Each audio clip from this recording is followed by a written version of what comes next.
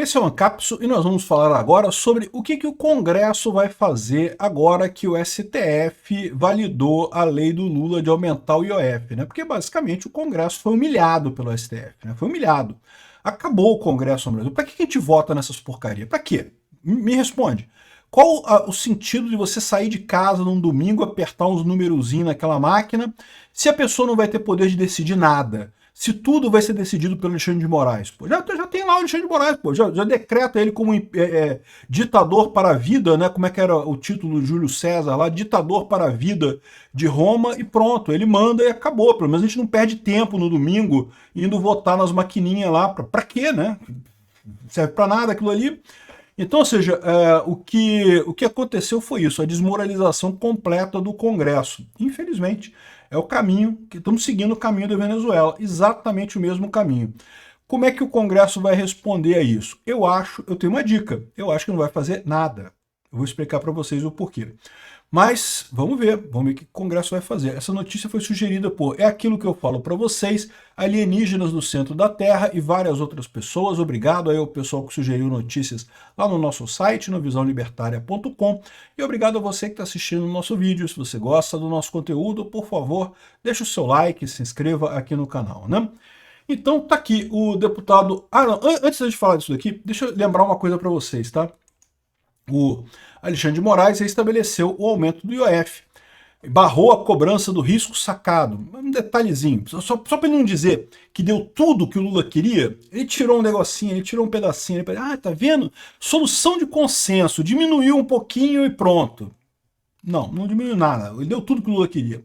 Mas o detalhe é o seguinte, olha só, pela decisão do Moraes, a cobrança do IOF com novas alíquotas vale desde a edição do decreto presidencial, ou seja, tem efeito retroativo, meu amigo.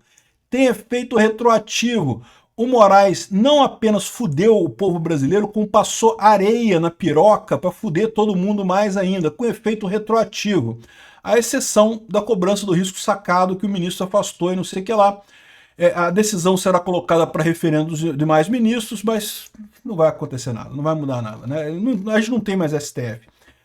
Infelizmente, parece que o pessoal lá só segue o Alexandre de Moraes mesmo, não faz mais nada além disso, né?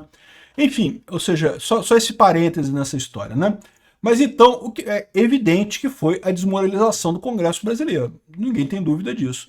O Congresso brasileiro foi eleito, tem o poder para indicar quando o presidente ultrapassou o limite da lei.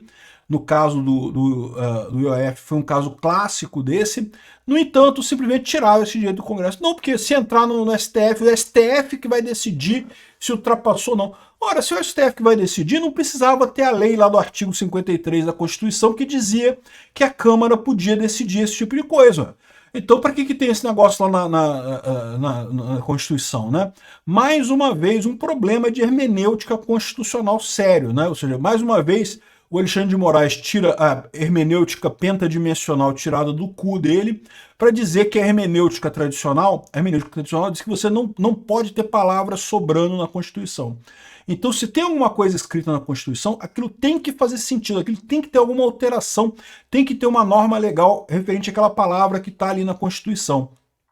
Então, se tem a lei dizendo que o Congresso pode sustar um decreto presidencial se achar que o decreto viola o limite legal, tem que ser impossível o presidente usar isso, jogar isso para o STF. Porque não é o STF, o STF já é usado para controlar a constitucionalidade de todas as leis.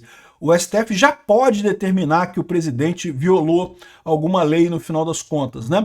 Mas não é o caso. O Congresso teria o valor nesse sentido, ele teria esse poder.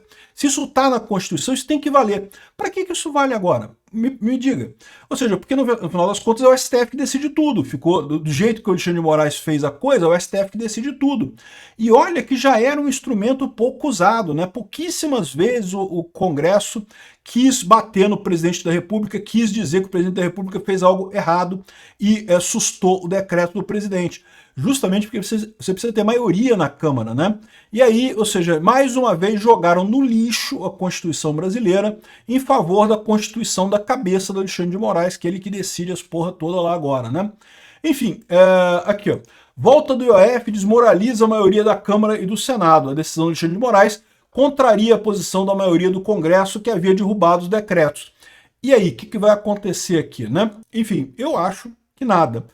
Lula compra mais uma briga com o Congresso e veta aumento de número de deputados federais. Muita gente comemorando, tá vendo? Lula fez a coisa certa, vetou.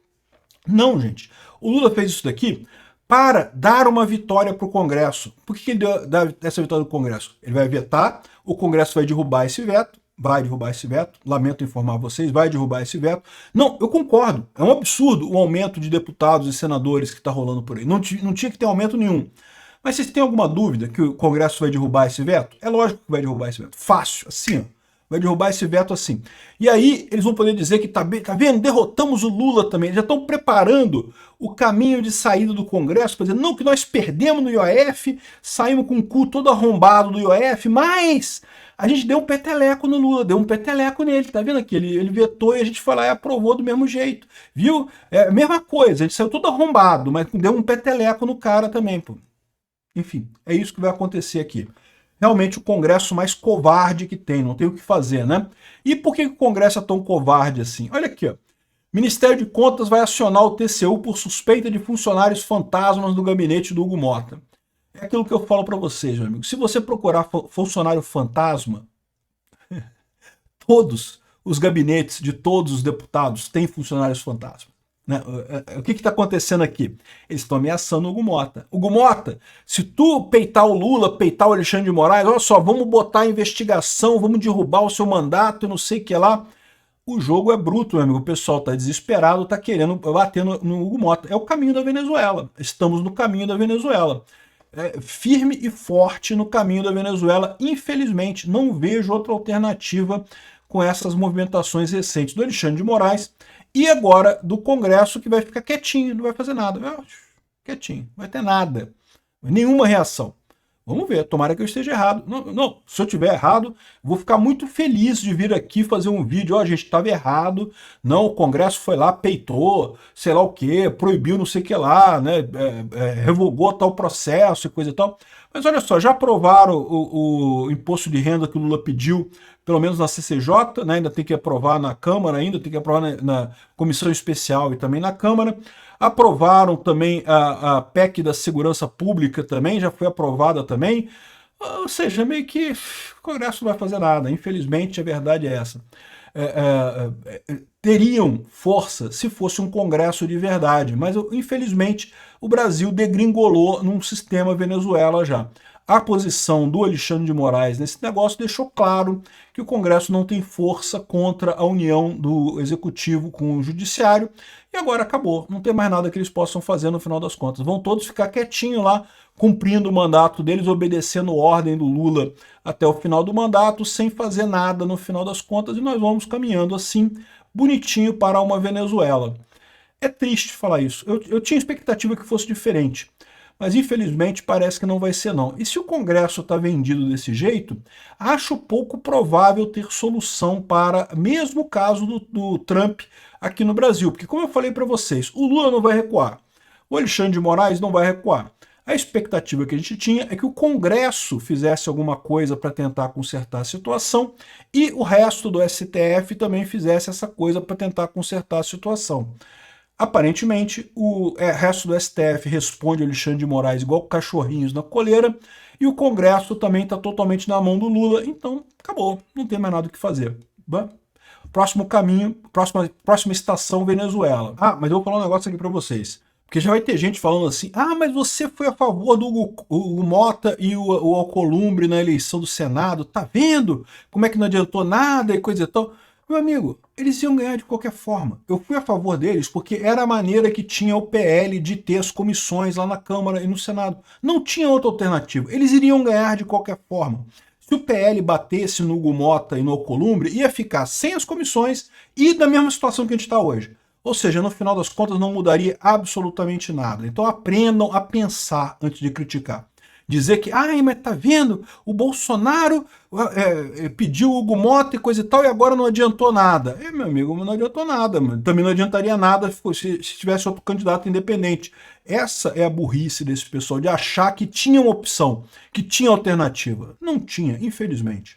Não tinha, infelizmente. Aliás, é o mesmo erro que comete o pessoal da isentosfera, que fala assim, não, porque Bolsonaro é muito ruim, porque Bolsonaro... Peter, como é que você apoia o Bolsonaro? Porque ele também fez besteira. Olha só, eu critico o Bolsonaro também. Eu acho que o Bolsonaro fez coisas erradas, sim. Sim, eu concordo que ele fez coisas erradas. A questão desse pessoal é assim, ah, tá, mas e se não o Bolsonaro, quem? Aí o pessoal não sabe o que falar. Vai falar o quê? Marçal? Vai falar o quê? Kim Kataguiri? Vai falar o quê? Dória? Vai falar quem? Quem é o nome que se não for o Bolsonaro? Quem é a pessoa se não for o Bolsonaro? Caiado? Porra, entendeu o problema? Esse pessoal acha, não, porque não pode gostar do Bolsonaro, não tem outra pessoa, meu amigo. É o Bolsonaro, ou então a pessoa que o Bolsonaro indicar. Tirando isso, não tem ninguém no Brasil. Esquece. Ou é isso ou é o Lula.